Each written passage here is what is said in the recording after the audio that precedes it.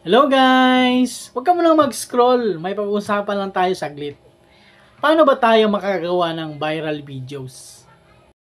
Kahit anong video, basta may passion ka at komportable ka sa ginagawa mo, content. Dahil kung komportable ka, mas maganda yung result ng iyong video content. Huwag lang kayong manira ng ibang content creator.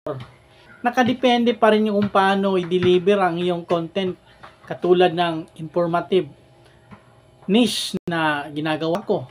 Alam kong maraming content creator ang tulad ko, ngunit nakadepende pa rin kung paano namin i-deliver ang aming mga idea sa content na ginagawa namin.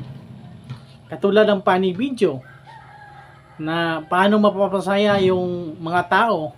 Kahit magkakatulad yung mga niche nila, naiiba naman yung mga deliver ng kanilang mga idea kung paano nila tayo mapapatawa. Ang point ko ay kung saan ka magaling, yun ang piliin mo.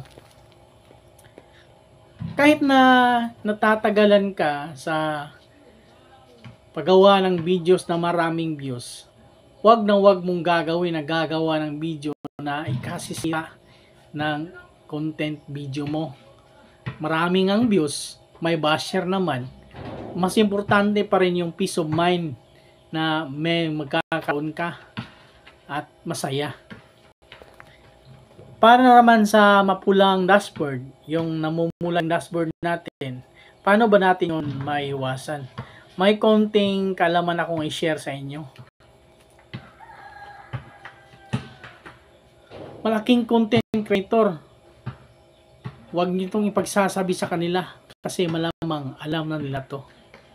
Minsan kasi hindi natin nagagampanan ang obligasyon natin kay Meta. Yung pag-upload ng video araw-araw,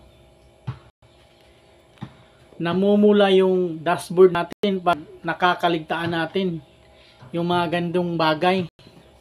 Yung hindi natin nagagampanan yung mabuti yung ating mga content.